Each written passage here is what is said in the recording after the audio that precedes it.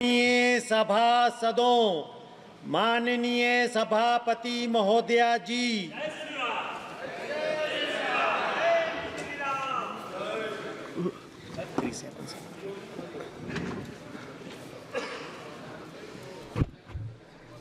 377 माननीय सदस्य डॉक्टर हेमंत विष्णु सवरा जी।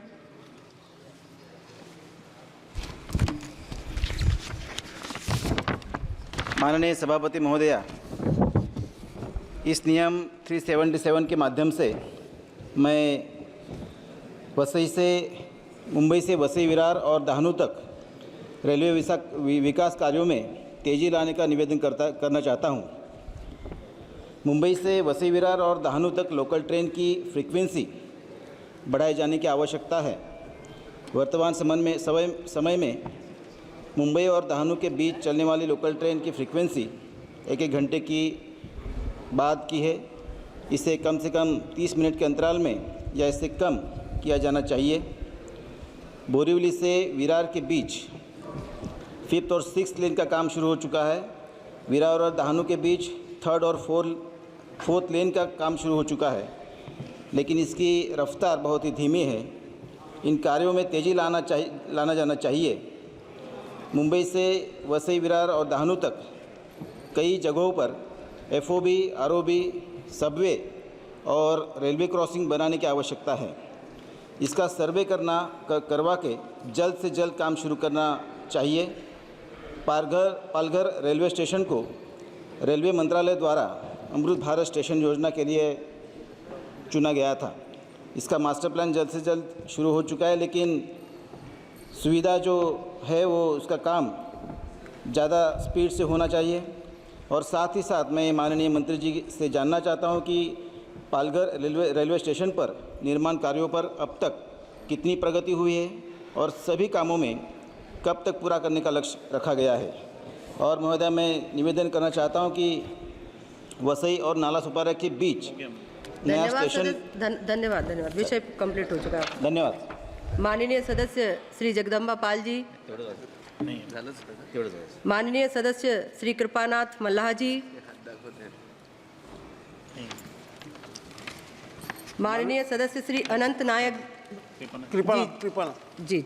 माननीय सभापति महोदया, in my parliamentary constituency Karimganj, the people living in the remote area of Hailakandi district bordering Mizoram are totally deprived from getting the cheapest and safest transportation facilities of train.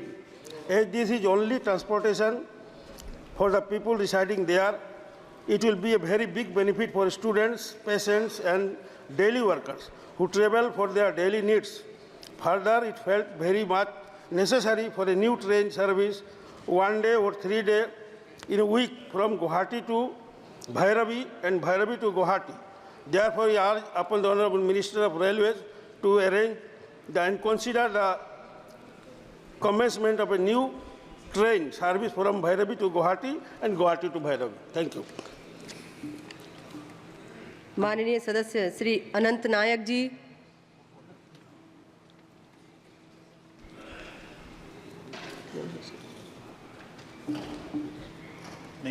माननीय Shri doctor Vinod Kumar बिंद जी। अध्यक्ष महोदय, आपने नियम 377 के तहत मुझे बोलने का अवसर दिया।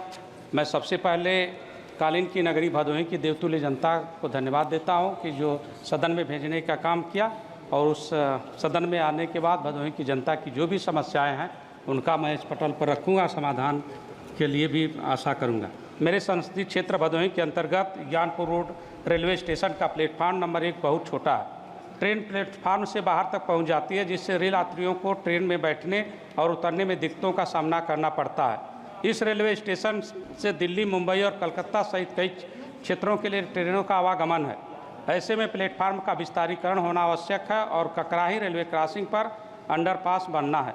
अतः इस रेलवे क्रॉसिंग से होकर रोजाना बड़ी संख्या में देश विदेश के श्रद्धालु मां विंध्यवासिनी और धाम और मैहर धाम में आते जाते हैं। साथ ही हजारों की संख्या में प्रत्येक दिन स्थानीय लोगों का आवागमन भी जनपद मिर्जापुर समेत मध्य प्रदेश की तरफ का होता है। ककराही रेलवे क्रॉसिंग से होकर बड़ी संख्या में ट्रेन गुजरती है। ऐसे में क्रॉसिंग अधिकतर बंद रहती है, जिससे लंबा जाम लगा रहता है। अतः ककराही रेलवे स्टेशन पर अंडरपास बनता है तो जो रोजाना कई हजार वाहन चालकों के आवागमन में समय की बचत होगी। और सराय कंसरा हरदुआ रेलवे क्रॉसिंग पर अंडरपास सराय कंसरा और हरदुआ गांव में ऐसे गांव है जहां रेल पटरी के किनारे बसे हुए हैं। लोगों को आवागमन में बहुत दिक्कतें होती है। अगर किसी इमरजेंसी पड़ जाने के बाद बच्चों को पढ़ने लिखने जाने के लिए दूर दराज तक जाना पड़ता है। महोदय, जब मैं अपने प्रचार में जा रहा था तो मैंने देखा वहाँ कितनी बड़ी समस्या है कि अगर कोई बीमार पड़ जाती है, कोई बहन बेटी अगर प्रसव पीड़ा से पीड़ित है तो बीच रास्ते में दम तोड़ देती। अगर इसका अगर जल्दी समाधान किया जाता तो हमारे क्षेत्र के लिए बहुत उपलब्धि होगी। धन्यवाद। आपका बहुत बहुत धन्यवाद। माननीय सदस्य श्री जगदम्बा पाल जी। अधिष्ठाता महोदय, मैं इस समय एक देश के अत्यंत ज्वलंत मुद्दे की ओर आपके माध्यम से सरकार का ध्यान आकृष्ट करना चाहता हूँ। देश के अधिकांश राज्यों में इस समय बाढ़ से और बाढ़ की विभीषिका से काफ़ी नुकसान हो रहा है, किसानों के फसल का भी और जनधन का भी। उत्तर प्रदेश हो, बिहार हो, महाराष्ट्र हो, गुजरात हो, तमाम राज्यों में। उत्तर प्रदेश की एरिया 240.93 लाख हेक्टेयर है, जिसमें इस समय बाढ़ में 73.06 लाख हेक्टेयर बाढ़ से प्रभावित है। उत्तर प्रदेश के लगभग 40 ज़िले ऐसे हैं और जितनी प्रदेश की महत्वपूर्ण नदियां हैं, चाहे वो गंगा हो, यमुना हो, रामगंगा हो, गोमती हो, घाघरा है, राप्ती है, बूढ़ी राप्ती है, बाणगंगा है, शारदा है, गंडक है, और नेपाल की जो फुटहिल्स हैं, जैसे हमारा सिद्धार्थनगर जनपद है, बहराइच है, बलरामपुर है, खीरी है, पीलीभीत है, महाराजगंज है, ये सारे जनपद बाढ़ से प्रभावित हैं। इसलिए कि नेपाल ने भी अपने बैराज से पानी छोड़ दिया, उधर उत्तराखंड के टरक से वहाँ से बैराज से पानी छोड़ा गया, जिसके कारण पूरे नेपाल की इस तराई में बाढ़ से प्रभावित। अकेले मेरे सिद्धार्थनगर जनपद में ये ऑफिशियल रिपोर्ट है कि हमारे 347 राजस्व गांव बाढ़ से प्रभावित हैं। और आप कल्पना करिए कि इसमें 135 गांव ऐसे हैं जो मैरून हैं, जो लगातार कई दिनों से वो गांव चारों तरफ से पानी से घिरे हुए हैं, जिसके कारण 248 बोट लगाई गई है, 63 मोटर बोट लगाई गई है। अब आप कल्पना कर सकती हैं कि वो गांव एक तरह से टापू बन गए और गांव में राहत कार्य राज्य सरकार के द्वारा पहुंचाया जा रहा है, रिलीफ वर्क हो रहा है, लंच पैकेट हो रहा है। लेकिन जो बड़े पैमाने पर नुकसान हुआ है, चाहे वो बंधों की हो, चाहे वो फसल की नुकसान हुई हो, घरों का नुकसान हुआ हो, तो मैं आपके माध्यम से चाहता हूं कि केंद्र सरकार एक केंद्रीय अध्ययन दल, सेंट्रल असिस्टेंस टीम ऐसी भेजे कि जो प्रदेश में, क्योंकि राहत कार्य राज्य सरकार चला सकती है, लेकिन पुनर्वास के लिए पिछले दिनों गृह मंत्री जी ने कहा भी था कि हम इन राज्य के बाढ़ के हालात पर नज़र रखे हुए और इसमें मदद भी करेंगे। तो उत्तर प्रदेश को एक केंद्रीय अध्ययन दल के द्वारा हुए गए उत्तर प्रदेश के बाढ़ से प्रभावित और उसके नुकसान को, उसकी क्षतिपूर्ति के लिए मैं आपके माध्यम से मांग करता हूं। धन्यवाद। माननीय सदस्य Shri Raghunandan Madhav Naini Rao ji.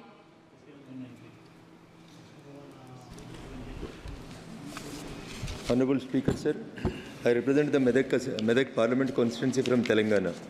I want to know through you, sir, that in the last 10 years of the formation of the Telangana state, how many new Kendriya Vidyalayas have been formed, more particularly in my district, Medak district, madam? If not so, that what is the future plan in the next 5 years that Kendriya Vidyalayas are going to be sanctioned in my Telangana state, more particularly in my Medak Parliament constituency? Thank you for giving me an opportunity, being the first time elected member from Medak Parliament constituency. Dhanyawad. माननीय सदस्य श्री राजीव भारद्वाज जी। धन्यवाद अध्यक्ष महोदय। माननीय अध्यक्ष महोदय, आपसे नियम 373 के तहत मुझे इस मेरे लोकसभा क्षेत्र कांगड़ा चंबा में पर्यटन को बढ़ावा देने हेतु अपना विषय रखने का सौभाग्य प्रदान किया, इसके लिए आभारी हूँ। हिमाचल प्रदेश, विशेषकर मेरा कांगड़ा चंबा लोकसभा क्षेत्र मनमोहक क्षेत्र है, घनी आबादी है, घने जंगल हैं और इसमें 3 क्षेत्र ऐसे हैं जो इंटरनेशनल डेस्टिनेशंस हैं। धर्मशाला, डलहौजी, खजियार और ऐसे वर्जिन टूरिस्ट प्लेसेस हैं जहां तक हम टूरिस्ट को पहुंचा नहीं पाए। इस विषय में मैं आपके सामने आपके माध्यम से माननीय पर्यटन मंत्री महोदय जी के विषय से ये कहना चाहता हूं कि जो घरेलू उत्पाद में यात्रा और पर्यटन का प्रत्यक्ष योगदान 2025 तक 7.2% बढ़कर 339.2 बिलियन जीडीपी का 2.5% होने की उम्मीद है। मेरा ये आपसे प्रार्थना है, पर्यटन की दृष्टि से हेली टैक्सी की सेवा मेरे लोकसभा क्षेत्र में शुरू करने की कृपा करें। कांगड़ा घाटी रेल जो है पठानकोट से जोगिंदरनगर तक चलती है, इसको टॉय ट्रेन भी कहा जाता है, इसका ब्रॉड गेज करना और डलहौजी, पठानकोट से डलहौजी इंटरनेशनल डेस्टिनेशन है। हज़ारों लाखों टूरिस्ट वहाँ आते हैं, लेकिन रेल सुविधा वहाँ उपलब्ध नहीं है। कनेक्टिविटी की दृष्टि से वहाँ मेरी प्रार्थना है कि टूरिज़्म को आकर्षित करने के लिए वहाँ पर ब्रॉड गेज रेल की सुविधा भी प्रदान की जानी चाहिए। और कांगड़ा चंबा जो मेरा लोकसभा क्षेत्र है, प्रसिद्ध शक्तिपीठ वहाँ पर हैं।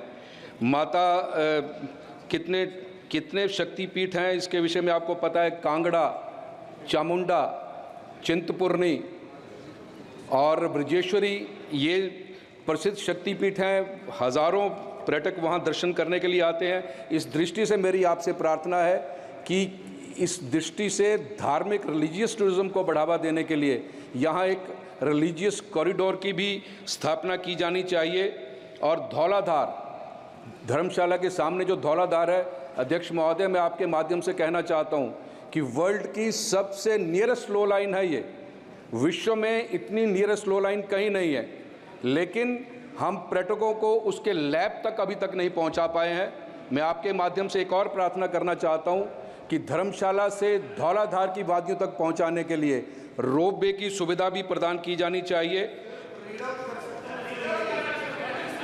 पर्यटक क्षेत्र भागसूनाथ, मैक्लोडगंज, नड्डी ये बहुत सुंदर दर्शनीय स्थल हैं। यहाँ पर टूरिज़्म की दृष्टि से बढ़ावा दिया जाना चाहिए।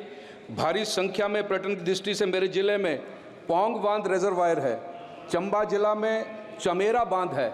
मैं आपसे महोदय ये प्रार्थना करना चाहता हूँ कि केरला की तर्ज पर बैक वाटर टूरिज़्म मेरे हिमाचल प्रदेश में, मेरे लोकसभा क्षेत्र में इतनी बड़ी रिजर्वायर है, वो भी करने की कृपा करें। और मैं बहुत बहुत धन्यवाद करना चाहता हूं कि मुझे आपने अपने विचार रखने का मौका 377 नियम के तहत दिया है। बहुत बहुत धन्यवाद अध्यक्ष महोदया। माननीय सदस्य डॉक्टर के सुधाकर जी। के सुधाकर जी।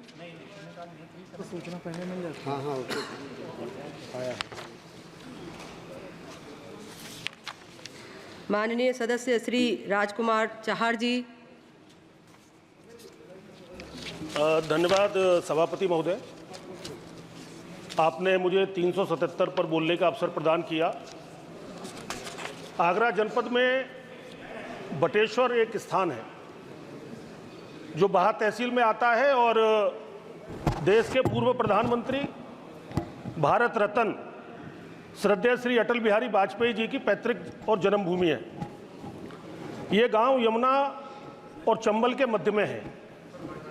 इसमें यह भी उल्लेखनीय है कि तीर्थंकर भी वहाँ पर उनका गांव था, जो नेमिनाथ जी हमारे तीर्थंकर हुए जैन धर्म के, और वो चचेरे भाई भगवान कृष्ण के पिता श्री वासुदेव जी के चचेरे भाई भी हैं। ये गांव पर्यटन की दृष्टि से बड़ा महत्वपूर्ण है। पूरे देश और दुनिया के लोग चाहते हैं कि वो पूर्व प्रधानमंत्री भारत रत्न श्री अटल बिहारी वाजपेयी जी के गांव जाएं, उसको देखें।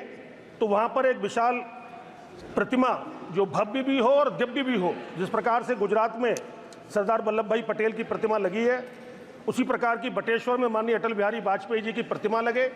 और वहाँ पर जो बटेश्वर में एक हॉल्ट है, स्टेशन की जगह रेलवे का, हॉल्ट की जगह पर रेलवे का स्टेशन वहाँ पे हो, जिससे लोगों को जन सुविधा है, लोगों को आना जाना रहे, ट्रेनों के ठहराव हो, और एक म्यूजियम भी वहाँ पर बने माननीय अटल बिहारी वाजपेयी जी के नाम से। तो मेरी आपके द्वारा सरकार से प्रार्थना है कि माननीय अटल बिहारी वाजपेयी जी हम सबके नेता हैं, पूरे देश के नेता रहे हैं, तो एक भव्य दिव्य प्रतिमा वहाँ पर लगाई जाए और म्यूजियम सहित वहाँ रेलवे स्टेशन को मंजूरी मिले। ये मेरी आपसे प्रार्थना है सरकार से। धन्यवाद। माननीय सदस्य श्री योगेंद्र चांदोलिया जी।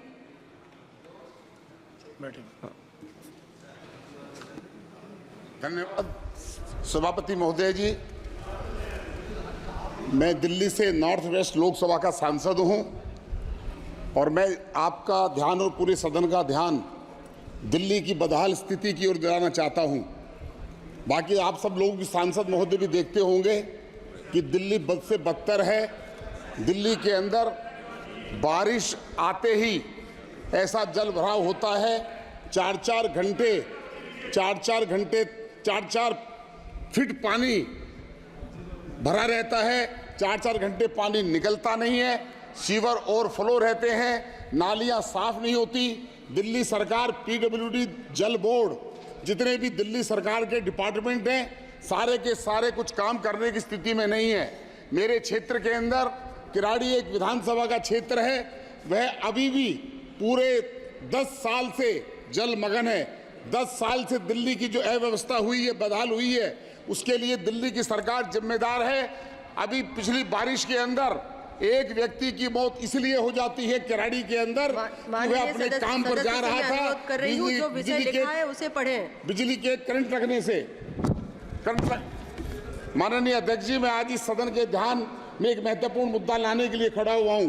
दिल्ली में करोड़ों नागरिकों के दैनिक जीवन को प्रभावित करता है जल निकासी प्रणाली की बिगड़ती स्थिति और उसके परिणाम स्वरूप हमारी राष्ट्रीय राजधानी में जल निकासी व्यवस्था बदहाल है, नालियां जाम है, सीवेज ओवरफ्लो हो रहा है और जल भराव एक स्थायी समस्या बनती जा रही है।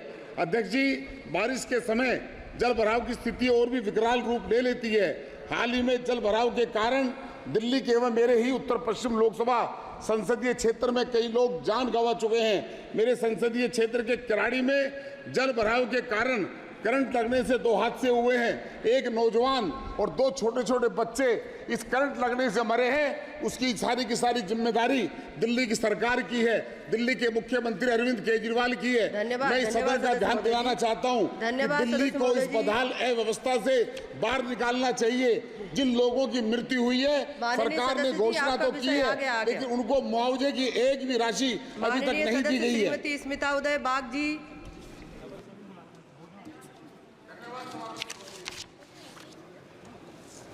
धन्यवाद सभापति महोदय। मैं आज जलगांव लोकसभा के अपने निर्वाचन क्षेत्र के लोगों और महाराष्ट्र राज्य और हमारे महान राष्ट्र के संपूर्ण कृषक समुदाय की समूह की मांग को आवाज़ देने के लिए खड़ी हूँ। बहुत लंबे समय से लाखों भारतीयों के लिए एक मुख्य फल है केला। केले को फलों के श्रेणी में उसका उचित स्थान नहीं दिया गया है। इस अनदेखी के कारण हमारे मेहनती किसानों को भारी कठिनाई का सामना करना पड़ता है, जो हमारे खाने की मेज पर भोजन उपलब्ध करने के लिए अथक परिश्रम करते हैं। भारत के लोग अपने किसानों के लिए न्याय की मांग करते हैं। हम मांग करते हैं कि केले को फल के रूप में मान्यता दी जाए और अन्य फलों के समान लाभ और समर्थन दिया जाए। यह मान्यता केवल शब्दार्थ का मामला नहीं है, इसलिए वास्तविक दुनिया के निहितार्थ है। केले को फलों के श्रेणी में शामिल करने से हमारे किसानों को बेहतर बाजार और मूल्य और प्रोत्साहन मिलेंगे। इससे उनकी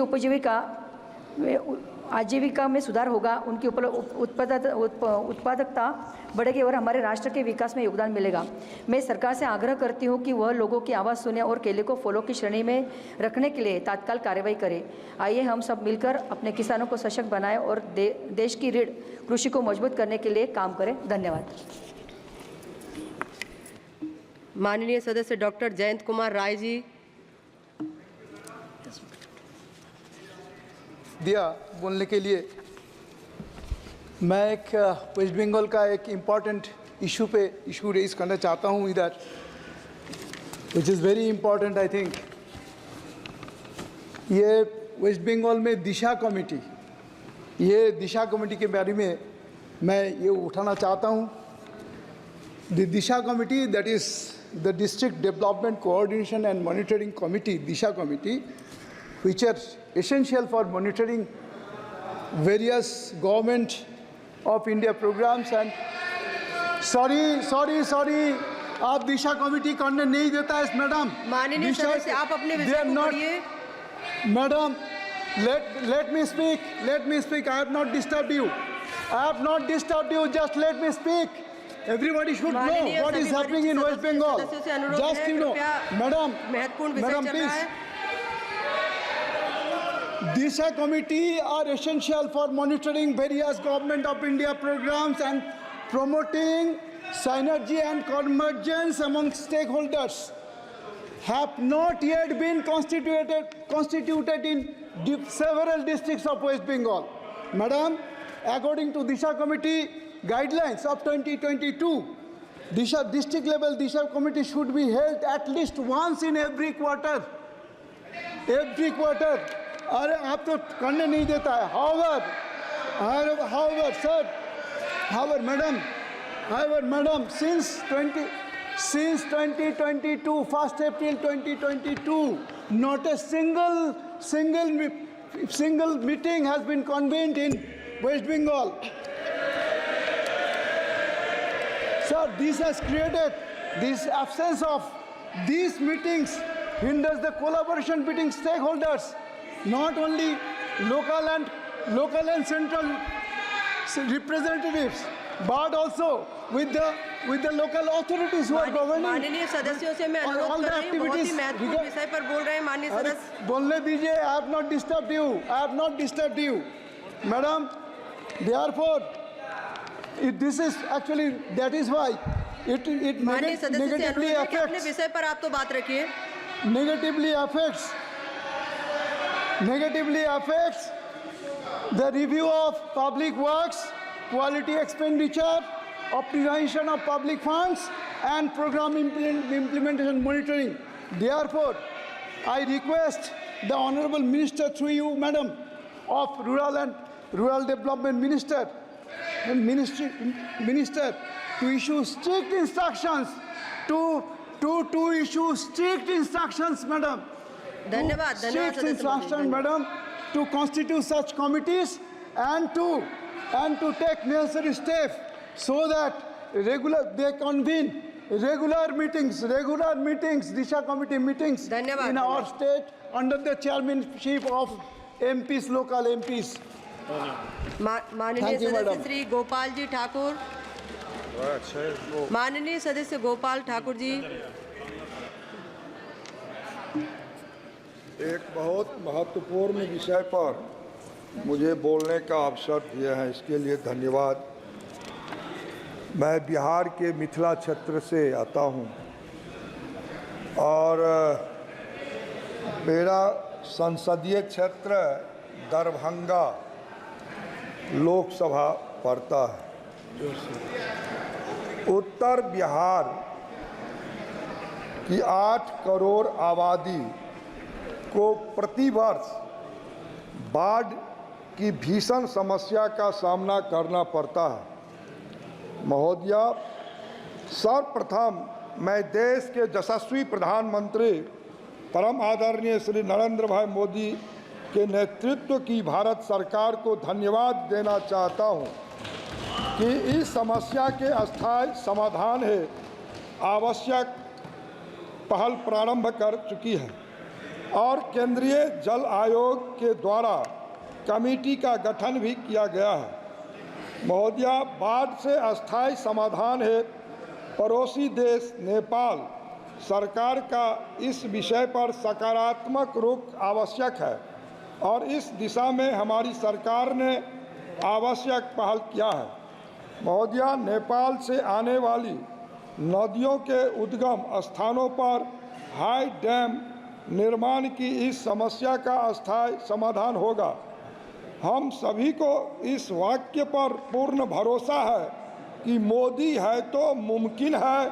निश्चित रूप से उत्तर बिहार से अस्थायी बाढ़ से निदान सिर्फ मोदी सरकार ही दिला सकती है और पूरे धन्यवाद देश और मिथिला के लोगों का कहना है जब 500 वर्षों बाद मिथिला की बेटी जगत जननी जानकी के लिए अयोध्या में भव्य और दिव्य स्वरूप में मंदिर का निर्माण मोदी के नेतृत्व में हुआ और कंदन जी। मिथिला को दो भाग जोड़ने का काम 88 साल बाद किसी सरकार ने नहीं की। धन्यवाद, मोदी धन्यवाद सरकार माननीय ने 88 साल बाद श्री मिथिला वी.के. को सिकंदन जी। कोसी रेल महा सेतु बना करके जोड़ने का काम।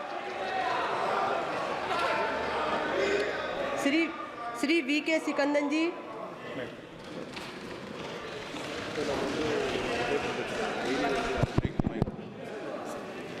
The loco pilots drive train over long distances, far from home, and are often pressed into duty without adequate breaks, and this causes great stress and lapses in concentration, which is a major cause of train accidents in the country. And this has been acknowledged by the railway in multiple reports. The loco pilots have been demanding a weekly rest of 46 hours. They also demand that 2 consecutive nights of duty should be followed by 1 night rest, and train should have basic amenities for drivers. Over the past 4 years, the Railway Recruitment Board has not recruited even a single loco pilot, despite tens of thousands of vacancies.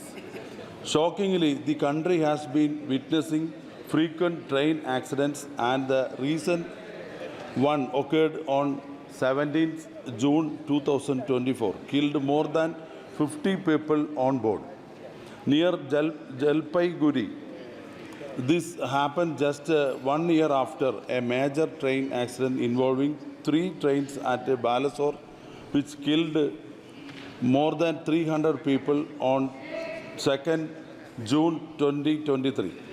Therefore, I urge upon the government to fill up thousands of vacancies of loco pilots on a time-bound basis, as well as all other vacant posts of all railway zones relating to the safe run of train in the country. चलिए, धन्यवाद सदस्य। माननीय Shri Rama सहायम Raghuram Reddy. Thank you, Honorable Chairperson, ma'am. I represent the Khammam Lok Sabha constituency in Telangana. Presently, Telangana has only one functional airport, the Rajiv Gandhi International Airport at Shamshabad on the outskirts of Hyderabad. The Telangana government is actively pursuing the development of 3 new greenfield airports and the revival of 3 existing brownfield airports.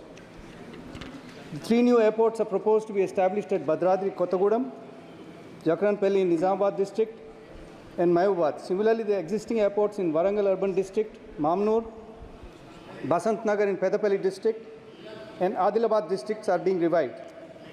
The international airport at Shamshabad on the outskirts of Hyderabad is Telangana's primary civil aviation facility. Demand for some more airports has arisen due to the long distances from the state capital to the proposed districts. The Airport Authorities of India had conducted a techno-economic feasibility study on the obstacle limitation services, survey, soil testing, and other tests for all the 6 sites have submitted the reports. The construction work on these sites would begin once AAI and the Ministry of Civil Aviation gives all necessary clearances. Hence, I would like to request the Honorable Minister for Civil Aviation to issue the necessary clearances and to expedite the work on 1 or 2 more of at least these 6 airports in Telangana. Thank you. माननीय सदस्य professor वर्षा एकनाथ गायकवाड़ जी। सम्माननीय अध्यक्ष महोदय, केंद्र सरकार के बिजली वितरण संगठनों की जो एक योजना है जिसका नाम RDSS योजना, रिवैम्प डेवलपमेंट सेक्टर स्कीम, इस योजना के अंतर्गत सम्माननीय अध्यक्ष महोदय जो है वो सब्सिडी के रूप में धनराशि देने का जो है वो स्वीकृत योजना है। सम्माननीय अध्यक्ष महोदय, मैं मुंबई का प्रतिनिधित्व करती हूँ और मुंबई में सम्माननीय अध्यक्ष महोदय 120 साल पुरानी BHT जो है वो वहाँ की नगर निगम का जो है वो पहल है। और मैं ये बताना चाहती हूँ कि RDSS योजना के तहत सम्माननीय अध्यक्ष महोदय इस BHT को 3,500 रुपये की जो है वो धनराशि मंजूर की गई है। मैं आपके सामने कुछ उजागर करना चाहती हूँ कि BHT जो मुंबई के बिजली की जो है वो वितरण करती है, उसकी आपूर्ति करती है, इसे स्वयंचालित और आधुनिक बनाना चाहिए, इसमें तो कोई दोहराए नहीं। साथ में इसमें कोई फीडिंग जो उचित करना है उसके लिए भी काम करना चाहिए। लेकिन मुंबई के ऊपर जो स्मार्ट मीटर नाम का एक भूत आया है वो कितना ज़रूरी है, इस पर कई सवाल सन्माननीय अध्यक्ष महोदय उपस्थित हो रहे हैं। सन्माननीय अध्यक्ष महोदय, अगर आप BHT के आंकड़ों पर नज़र डालें तो आपको दिखेगा सन्माननीय अध्यक्ष महोदय, उसकी रिकवरी लगभग 99% है और उसका जो बिजली का लॉसेस है वो 5 से भी कम है, और दोनों स्थितियों में ये देश के लिए सर्वोत्तम है, ये मुझे यहाँ पे आपको बताना पड़ेगा। बिजली की लीकेज, बिजली की चोरी रोकने के लिए और बिजली का जो बिल है उसका रिकवरी के लिए स्मार्ट मीटर की ज़रूरत है। लेकिन मुंबई की BHT तो ऑलरेडी अच्छी तरह से दोनों भी काम कर रही है, वो रिकवरी और लीकेज दोनों के लिए काम कर रही है अच्छी तरह से। तो इसके कारण में स्मार्ट मीटर की ज़रूरत क्या है? सन्माननीय अध्यक्ष महोदय, जो BHT का बिजली का दर है और अडानी के बिजली का दर है उसमें भी ज़मीन आसमान का अंतर है। सबसे सस्ती अगर बिजली कहीं की है तो मुझे बताना पड़ेगा सन्माननीय अध्यक्ष महोदय, वो BHT की है। और स्मार्ट मीटर की सन्माननीय अध्यक्ष महोदय कीमत भी 13,000 रुपये है, और भारत सरकार ने इस योजना के लिए सिर्फ 15% की सब्सिडी की है, और सिंगल फेज उपभोक्ता को 1,300 रुपये इस मीटर के लिए देना पड़ेगा सन्माननीय अध्यक्ष महोदय। तो इतना महंगा मीटर हमारे लोग क्यों लगाएं? और इसके लिए ये जो कॉन्ट्रैक्ट है जो मीटर लगाने का, वो 1800 करोड़ का कॉन्ट्रैक्ट अडानी को देने का काम हुआ है सन्माननीय अध्यक्ष महोदय। हमको ये कहना है कि जब BHT की यंत्रणा नगर निगम की स्वयं चलित यंत्रणा है, जिसका पूरा जो है रिकवरी अच्छा है, सब उसका अच्छा है, तो ये कॉन्ट्रैक्ट अडानी को क्यों जा रहा है? तो मेरी मांग ये रहेगी कि ये कॉन्ट्रैक्ट त्वरित रद्द किया जाए, ये स्मार्ट मीटर बंद किया जाए। धन्यवाद। माननीय सदस्य श्री प्रद्युत बरदोलोई जी। Through you, I would like to draw the attention of the Government of India on a case and on several cases of steep rise of anemia amongst women and children in Assam in recent years. Madam, according to NHFS 5 data, anemia amongst women aged between 15 to 49 has risen by nearly 20 percentage points compared to NHFS 4. Nagaon and Morigao districts in my constituency, Madam, too have witnessed steep rise in the prevalence of anemia amongst women in this age group. In pregnant women, anemia can lead to premature deliveries and higher maternal and infant mortality rates. Overall, it reduces individuals' productivity, increases susceptibility to infections, and hampers one's recovery from illness. Madam, I therefore urge the government to address this matter immediately and adopt a wide approach to this issue. Since anemia is more prevalent amongst women than men, I urge the government to conduct studies into whether this arises from gender inequalities in household food consumption and access to iron-rich foods. I also urge the government to include targeted social interventions for women and girls in Assam, because these cases are more prevalent among certain communities in Assam. And this particular study under the community mobilization activities through the Anemia Mukt Bharat scheme should be immediately taken. Lastly, Madam, the government should strengthen surveillance systems for the collection of anemia-related data to ensure a regular flow of information to the policymakers. Thank you. माननीय सदस्य श्री एंटोनी जी। Thank you, Madam. I request the government to kindly expedite the procedures for granting approval to the Greenfield Airport near Sabarimala, Kottayam District, Kerala. It is learned that the environmental clearance is pending before the central government. Sabarimala, one of the largest pilgrimage centers, is located adjacent to the proposed airport, where more than 4 crore devotees of Lord Ayyappa pay homage every year. The proposed airport will be a blessing to NREs as well. A large chunk of the NRE population from Kerala is within a radius of 30 kilometers from the proposed airport. The proposed airport will be a boost for the transportation and export of commercial and agricultural crops, and will also help the promotion of tourism destinations in Idukki, Kottayam, Kollam, and Pathanamthitta districts. Therefore, I request the government to kindly expedite the procedures to grant all required clearances to the Sabarimala Airport in Kerala. Thank you. माननीय सदस्य Shri KC. Venugopal ji. For giving me this opportunity, I wish to point out a serious concern affecting one of the most marginalized sections of our country, the fishermen, in relation to the complex and inconsistently enforced coastal regulations on CRZ regulations in coastal regions, particularly in Kerala. The regulations limit fishermen's access to traditional fishing grounds and restrict activities essential for their livelihood. There is a widespread anxiety within these communities about potential displacement due to CRZ norms. Fishermen who have lived in coastal areas for generations are worried about being forced to relocate if their homes and settlements are deemed illegal under the new regulations. Additionally, infrastructure development in coastal areas is being severely hampered by these regulations. The construction of necessary facilities like fish landing centers, storage units, and processing units, which are crucial for the fishing industry, is being affected. They face potential fines and they need to invest in alternative compliant infrastructure which add to their financial burden. For a community already struggling with various challenges, these additional costs can be overwhelming. It is imperative that we address these concerns and work towards a more balanced approach that protects the environment while also safeguarding the livelihood of our fishermen. Madam, when a corporate house is going to construct a house or a building in sea coast, there will be no problem at all. When a poor fisherman going for at least having a small hut, then this coastal regulations on activities coming, Panchayat is blocking them. The government is sitting on this amendment on 2019 onwards. Last 5 years, government is sitting on that. The government of India has to intervene it. At least allow the poor fishermen to live. Yesterday, madam, I went to a house of a poor fisherman lady who lost her husband due to the tragedy. She is crying. She is crying. The government is not allowing to construct a house. Corporate can do anything, but fishermen cannot do. This is a cruel injustice. At least allow them to construct the house. Government has to intervene.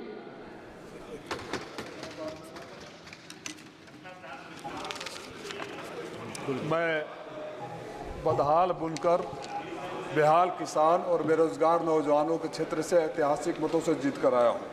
Madam, Uttar Pradesh का पूर्वी हिस्सा अपने बुनाई उद्योग के लिए प्रसिद्ध है। सैकड़ों वर्षों से चली आ रही बारीक और जटिल बुनाई की विरासत है।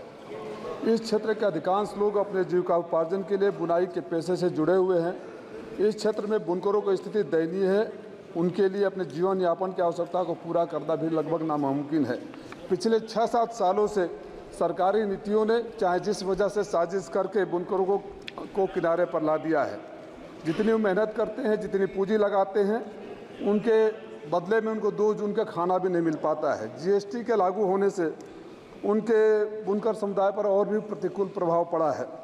वो जीएसटी का भुगतान तो करते हैं, लेकिन उन्हें इसके बदले पर्याप्त बुनियादी ढांचा और सरकारी समर्थन भी नहीं मिलता है। बिजली की आपूर्ति अत्यधिक अपर्याप्त और अनियमित है। फ्लैट स्लैब दर जो था उसको ख़त्म कर दिया गया, जिससे बुनकरों को लगभग 10 गुना बिजली देना पड़ रहा है। और उनकी हालत ये है कि एक घर में शिफ्ट में रहते हैं, एक परिवार काम करता है तो दूसरा परिवार मशीन पर रहता है।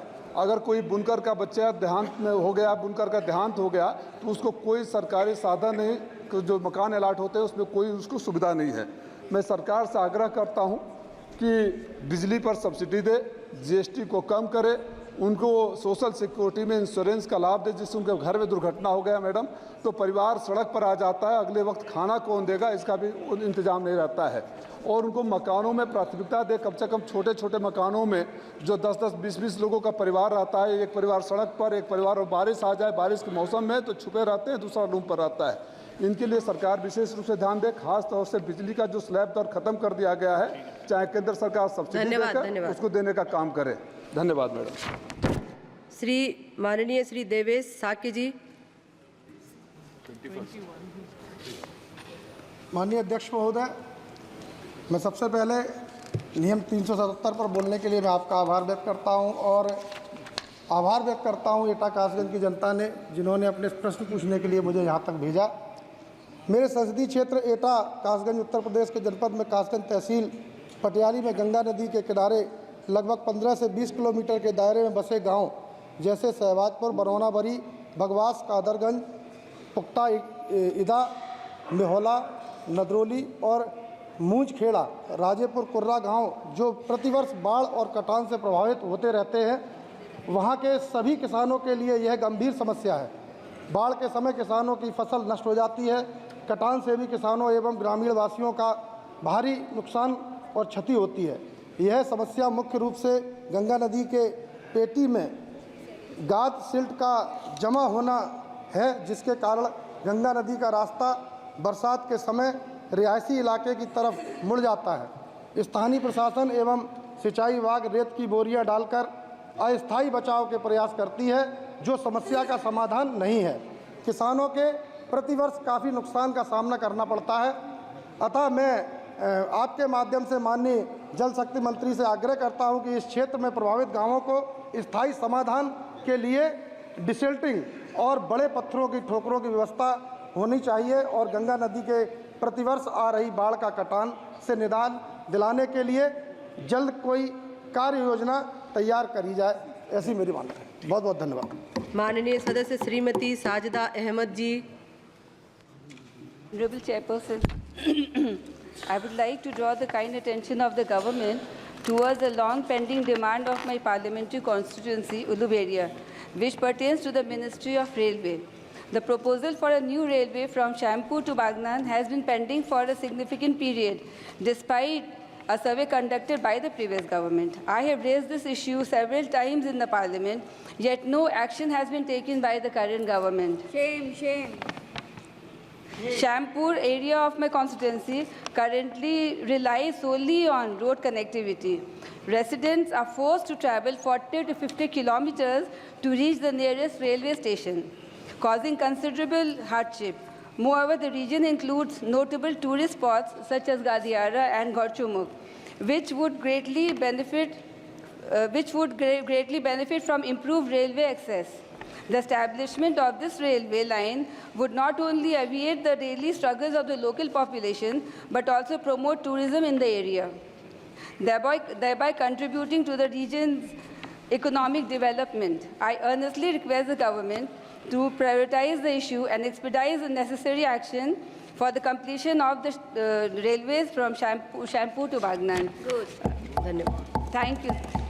माननीय सदस्य श्री खलीलुर रहमान जी। Chairperson, ma'am. Ganga, the major river that flows through Murshidabad district, plays a major role in the financial and agriculture sector.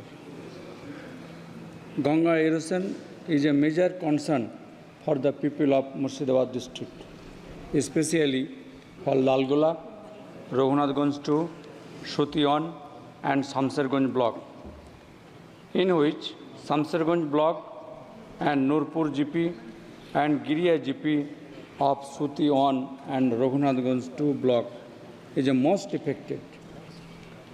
Lots of houses, schools, temples, mosques and crematoriums on the bank of the river have no trace left. In August 2020, nearly after 50 years, this region faced erosion, which was washed away dwelling places, temples, schools, lychee and mango orchards, and agricultural lands, along with the right banks. More than 110,000 households have been identified as vulnerable to Ganga erosion. Erosion is a serious issue that needs urgent intervention. People are petrified and losing their last hope and to life as they lost everything they have. Through this House, I strongly demand permanent erosion to stop the erosion of Ganga for people who lost their last belongings.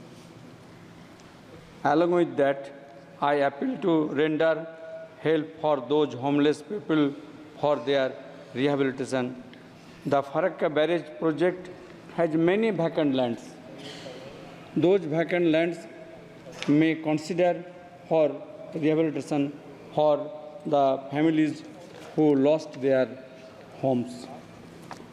Ma'am, धन्यवाद धन्यवाद। पिछले term हम इसी parliament में हम इस बारे में हम एक बार नहीं कई बार हम सेवरल टाइम्स हमने अवगत कराया जल शक्ति मिनिस्टर को भी। माननीय सदस्य आपका विषय आ गया है। But no response. हमारे एक बंधु अभी ने अभी बताया बट नो रिस्पॉन्स। सबका साथ सबका विकास। माननीय सदस्य Shri D M Kathir Anand ji. Madam, thank you madam for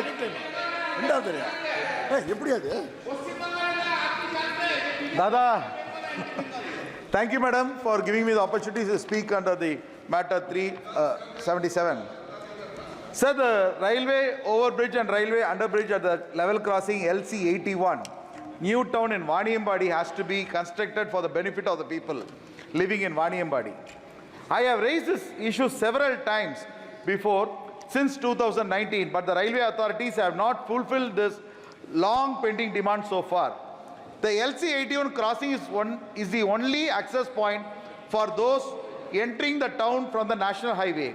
As more than 120 trains cross the area in both the directions, it resulted the gate being closed frequently, and people living on both the sides of the level crossing are finding it extremely hard to cross the gate. The tender too was finalized and the work allotted with the promise of the ROB becoming operational in the 18 months.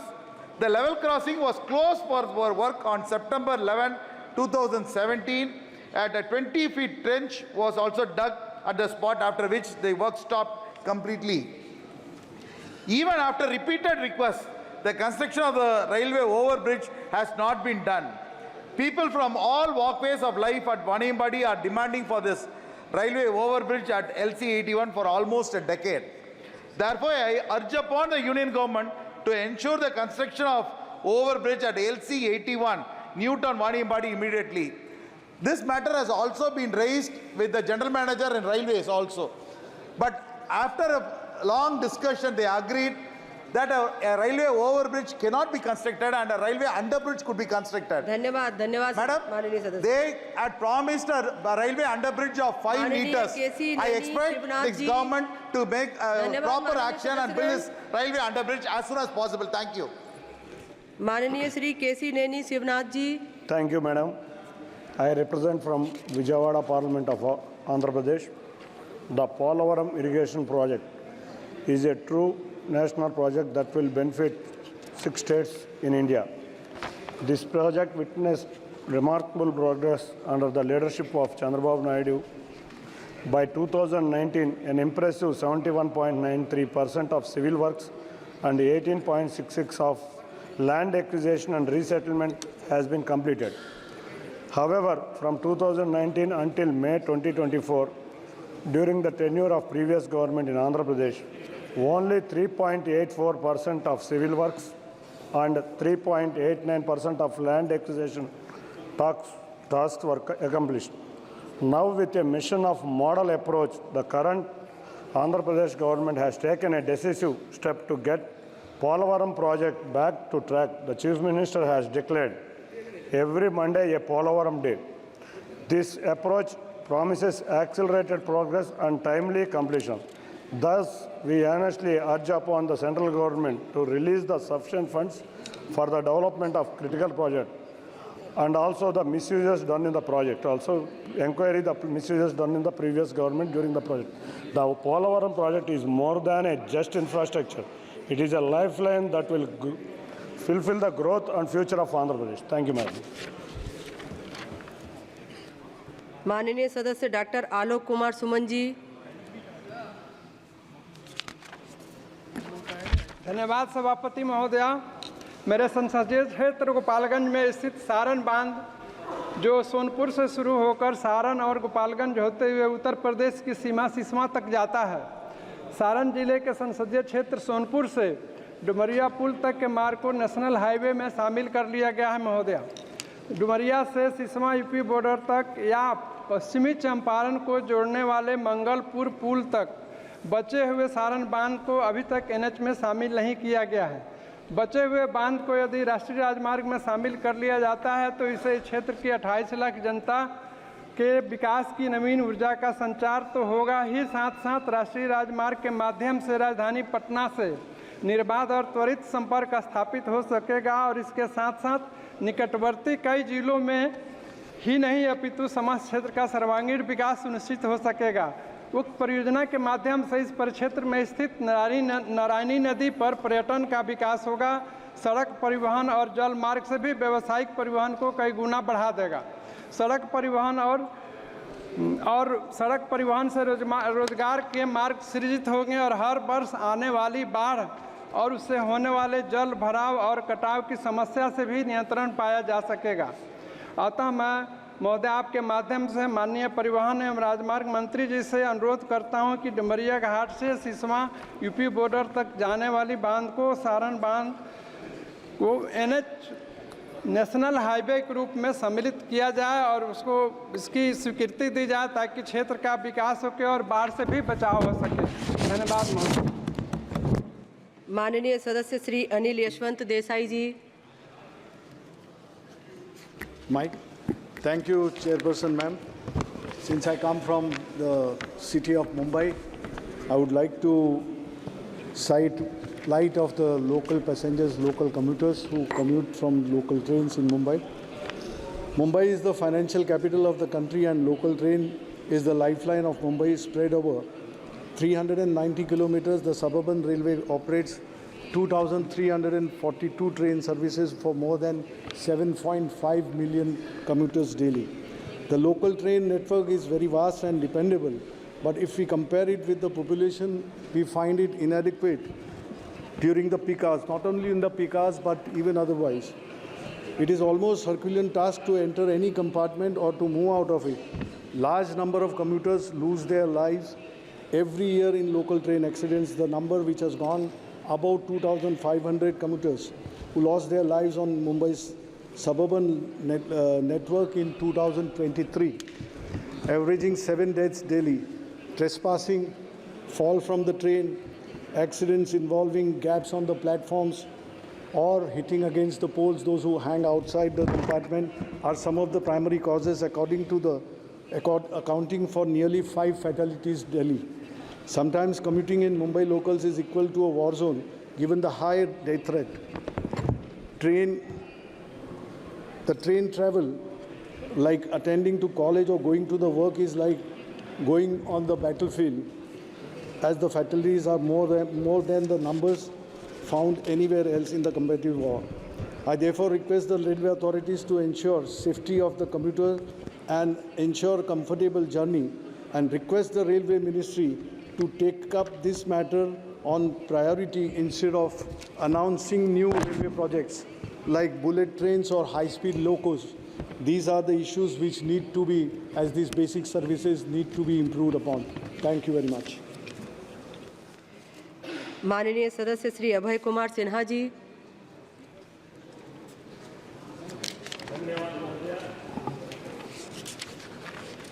महोदया, भारतमाला सड़क परियोजना अंतर्गत हमारे संसदीय क्षेत्र औरंगाबाद बिहार से 6 लेन राष्ट्रीय राजमार्ग गुजर रहा है। मैं यहाँ पर उल्लेख करना चाहूँगा महोदया कि जिस जगह से ये राजमार्ग गुजर रहा है वहाँ पर कई को धार्मिक स्थल है। देव सूर्य मंदिर देव बहुत ही प्राचीन मंदिर है और यहाँ पर प्रतिवर्ष बिहार में सबसे ज़्यादा अगर कहीं पर छठ पूजा में भीड़ एकत्रित होती है साल में वर्ष में 2 बार, तो वो देव है। लाखों लोग वहाँ पर आते हैं। गजनी धाम है और श्रावणी मेला बाके बाजार है। जिसमें हजारों लोग वहाँ पर आते हैं। ये जो राजमार्ग गुजर रहा है इनके नज़दीक से, यहाँ पर डेडिकेटेड पॉइंट नहीं दिया गया है महोदय, उतार चढ़ाव का पॉइंट यहाँ पर नहीं दिया गया है। मेरा आग्रह होगा, तारचुआ गांव है, मिठाकी महुआ नामक स्थान पे डुमरिया प्रखंड पड़ता है, जिला गया।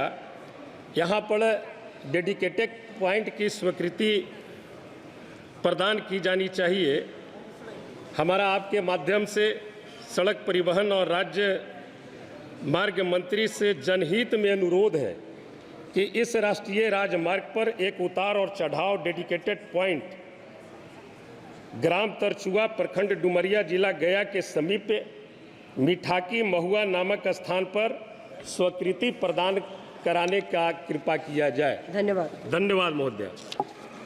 माननीय सदस्य श्री गुरुमूर्ति मंडीला जी। Thank you, Madam. Madam, Tirupati Parliamentary Constituency has a coastline of 75 kilometers and Pulicat Lake, Salt Lake also, Madam. There are nearly 20,000 fishermen families residing in Pulicat Lake area, Madam. They are from very poor background and mainly depends on traditional fishing methods for their livelihood by using motor boats with 5 HP engines and county craftsmen.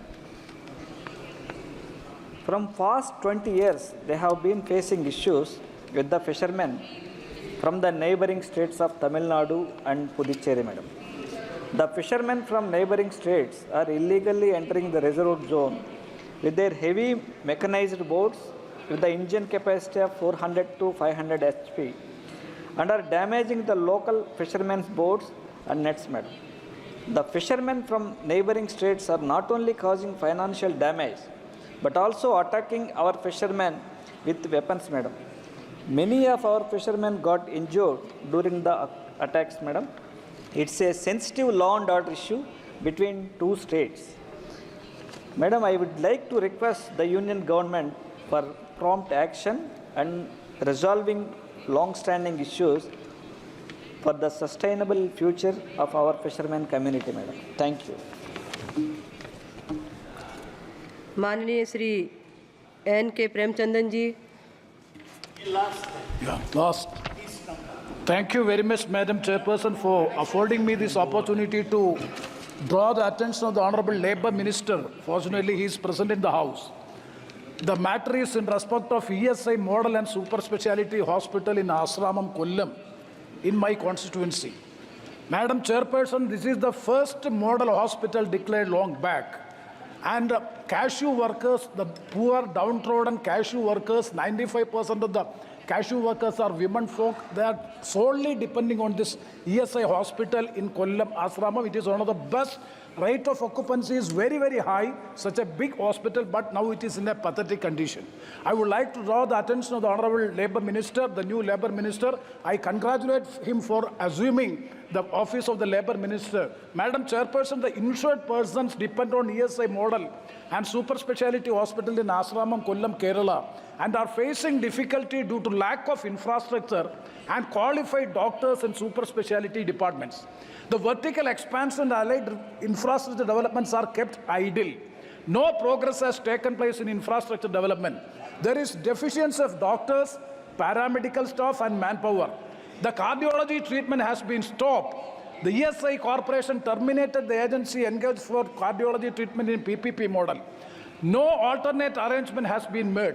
Other super speciality departments are also facing difficulty due to the lack of infrastructure development as well as manpower. Madam, the insured persons and their dependents are facing problems due to lack of infrastructure and manpower. Urgent action is required to resolve these issues. Hence, I urge upon the government, in particular to the Labour Minister, to initiate action for infrastructure development and setting up of a cardiology department by the ESI Corporation itself, and appointment of super speciality qualified doctors in cardiology and other super speciality departments. Also, I take this opportunity to invite Honorable Labour Minister to my constituency to visit this hospital. It is having the highest rate of occupancy, one of the biggest hospital in India, giving good results. I invite his presence also. With this word, thank you very much, ma'am. Very well spoken. माननीय सदस्य श्री अनंत नायक जी,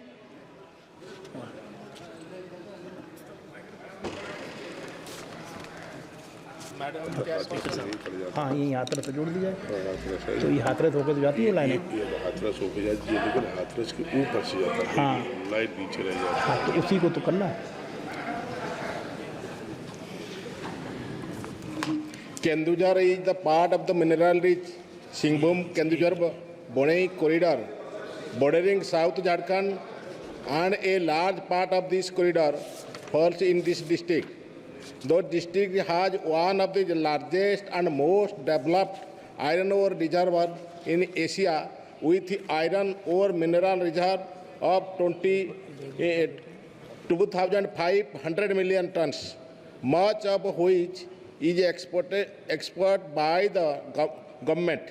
Despite being rich in natural resources like iron ore and other minerals, this district is highly backward and there are very few employment opportunities for the youth in this area, due to which the youth have to migrate to other states for employment.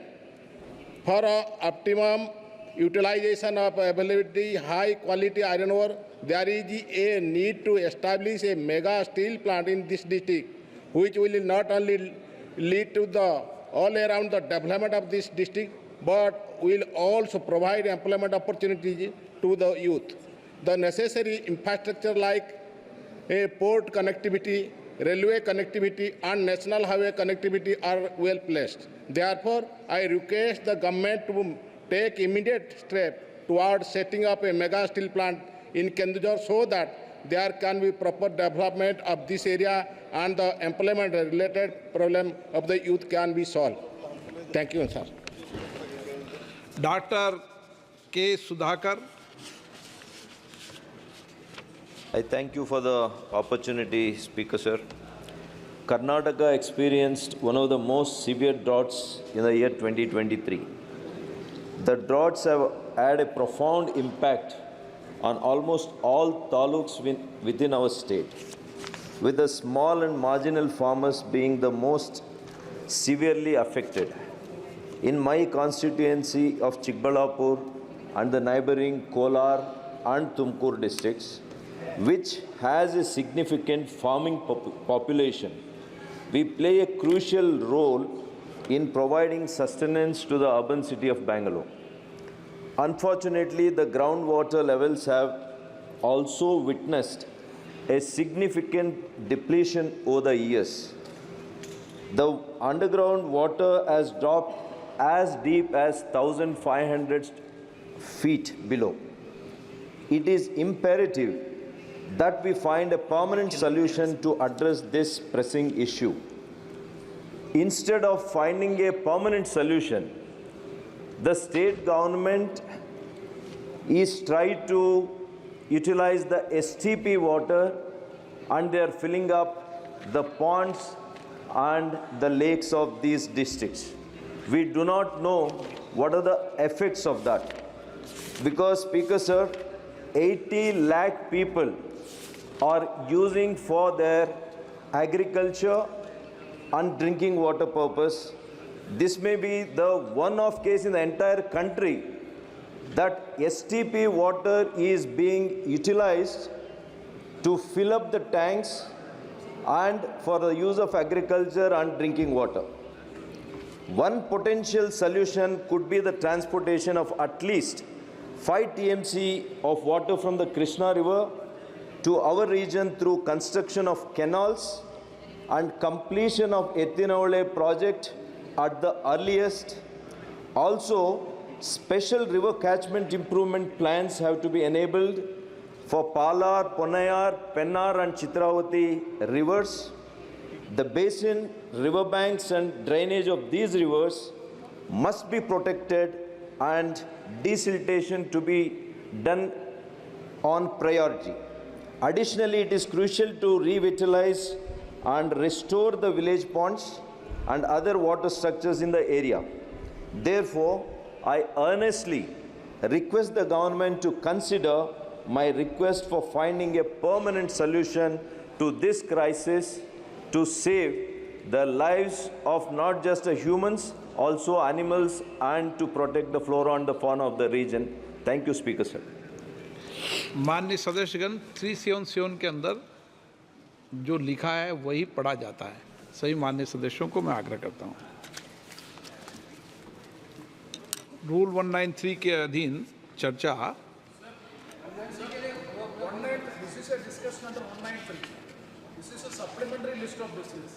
Normally, the supplementary list of business is some matters of some emergency matters. See, you see the preparedness for the Olympics. It has already been over, and the team has already left India. What is the scope of a discussion as a supplementary list of business in this House? That means the House is taken for granted. This is not fair on the part of the government coming with a topic which is insignificant and irrelevant, because already the entire preparedness is over. The team has already left India. We are hoping that we will pray for their victory, everything. We are all with them. What is the scope of having a discussion under 193? That too by way of a supplementary list of business by Rule 3(1). It is quite unfortunate on the part of the government coming with such a discussion. We have given so many notices. Agnivir notice is there, NEET notice is there. So many notices under 193 is pending. At the same time, you are not taking any of the notices. Taking these notices means it is not fair. Coming as a supplementary list of business, that is our submission. Absolutely, sir. We all agree. माननीय आप सबका support है, इसके लिए धन्यवाद। लेकिन 193 पर इसी विषय पर चर्चा आई और सरकार ने भी इसी विषय पर सहमति दी। आप और अन्य किसी विषय पर 193 पर चर्चा डालते और कॉल अटेंशन पर भी आप चर्चा डालते तो निश्चित रूप से भविष्य में जब कभी भी आप चर्चा डालें, मुझसे मिलें, सरकार से बातचीत कर उन सारे मसलों को लिया जाएगा जो आप महत्वपूर्ण समझते हैं। लेकिन हमारे पश्चिम बंगाल के दूसरे माननीय सदस्य प्रसून बनर्जी कह रहे हैं कि ये विषय बहुत महत्वपूर्ण है और इस विषय को लेना चाहिए। डॉक्टर संजय जायसवाल।